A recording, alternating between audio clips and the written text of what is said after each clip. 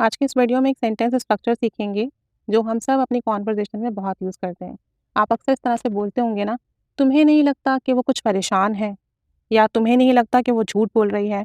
अब यहाँ जो हम कह रहे हैं तुम्हें नहीं लगता, ये हम कंफर्म कर रहे हैं, यानी मेरी ये राय है कि वो झूठ बोल रही है, तुम्हारी क्या राय है।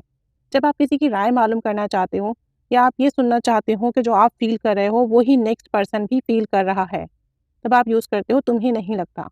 और हम इसे इंग्लिश में कहते हैं डोंट यू थिंक दैट। उसके बाद आपका सेंटेंस आएगा। अब आपका sentence present, past, future, model, conditional किसी में भी हो सकता है, जो भी आप फील कर रहे हो। तो फील के लिए तुम्हें नहीं लगता के लिए आप यूज़ करोगे डोंट यू थिंक दैट। उसके बाद आपका सेंटेंसेस देखने चलें। तुम्हें नहीं लगता कि वो झूठ बोल रही है, don't you think that she is lying. अब ये प्रेजेंट कंटिन्यूअस है, वो झूठ बोल रही है, don't you think that she is lying. तुम्हें नहीं लगता वो कुछ परेशान है, don't you think that he is worried, don't you think that he is worried, don't you think that he is worried, वो परेशान है। तुम्हें नहीं लगता कि मुल्क के हालात दिन ब दिन ख़राब होते जा रहे हैं। अब ये भी कंटिन्यूअस आ गया कि don't you think that the situation in the country is getting worse day by day, the situation in the country is getting worse, दिन ब दिन ख़राब होती जा रही है, day by day, is getting worse, ये हमने कंटिन्यूअस के लिए यूज़ किया है। Don't you think that the situation in the country is getting worse day by day. तुम्हें नहीं लगता कि वो इस शादी से खुश नहीं है।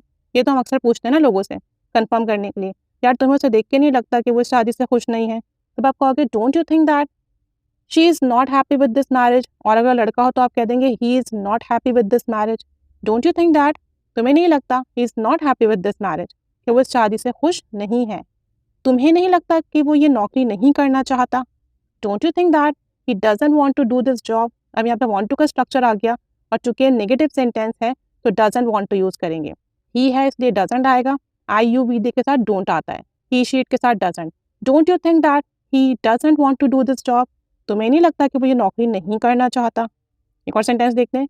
तुम्हें नहीं लगता कि वो कुछ छुपा रही है, ये भी हम कितना यूज करते हैं अपनी कॉन्वर्जेशन में। Don't you think that she is hiding something, don't you think that she is hiding something, she is hiding something continuous है, इसलिए हमने वो कुछ छुपा रही है, she is hiding something use किया है। तुम्हें नहीं लगता कि उसने धोखा दिया है, don't you think that he has deceived, don't you think that he has deceived.